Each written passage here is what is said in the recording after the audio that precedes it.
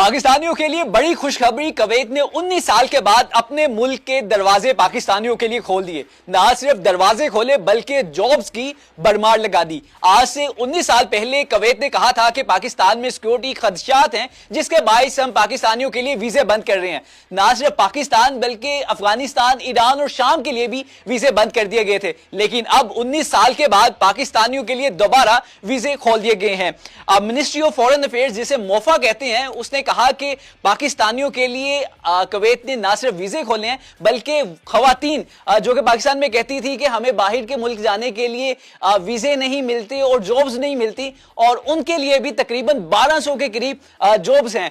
Pakistani Europe, England, Australia, इस तरह के ममालिक के बाद जिस मुल्क में जाने की सबसे बड़ी ख्वाहिश रखते थे वो था कुवैत। कुवैत की अगर करेंसी की बात की जाए तो वो दुनिया की मजबूत तरीन करेंसी मानी जाती है। अगर मैं बात करूं तो पाकिस्तानी 913.99 रुपए कुवैत के एक दिनार के बराबर हैं। आखिर कौन कौन कुवैत जा सकता है, कैसे वीजा अप्लाई किया जा सकता है, आज की इस वीडियो में हम आपको यही बताएंगे कि आपने कुवैत के लिए वीजा अप्लाई कैसे करना है, कहां से करना है और किस वेबसाइट का इस्तेमाल करना है, और इस वीजे के लिए कौन कौन से लोग एलिजिबल हैं। और इसके अलावा एक अहम बात भी आज आपको समझाएंगे कि इन 2 नंबर एजेंट से जिनके थ्रू आप पाकिस्तान से बाहर जाते थे उनसे कैसे छुटकारा पाना है। सबसे पहले मैं ये आपको बताता चलूं कि डॉक्टर जफर इकबाल, जो कि कुवैत में पाकिस्तानी एम्बेसडर हैं, उन्होंने इस बात की तस्दीक की कि कुवैत में पाकिस्तानियों के लिए 1200 नर्सिस की जॉब्स अवेलेबल हैं जो कि खवातीन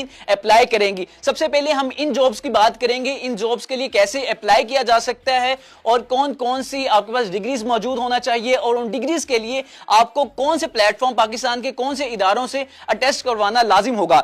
सबसे पहले मैं बात करूं अगर नर्सिंग के लिए, तो आपके पास कोई नर्सिंग डिप्लोमा होने के साथ साथ आपके पास 3 चीजें होना बहुत जरूरी हैं। जो आपके पास नर्सिंग की डिग्री होगी उसको आपने सबसे पहले HEC से अटेस्ट करवाना है। अटेस्ट करवाने के बाद आपके पास पुलिस करेक्टर सर्टिफिकेट होना चाहिए जो कि किसी भी आपके करीबी पुलिस स्टेशन से बाआसानी बन सकता है। और तीसरे नंबर पर आपके पास मेडिकल होना चाहिए, जिसको अगर हम कुवैत की जुबान में कहें तो वो उसको कहते हैं फिटनेस सर्टिफिकेट आपके पास होना चाहिए।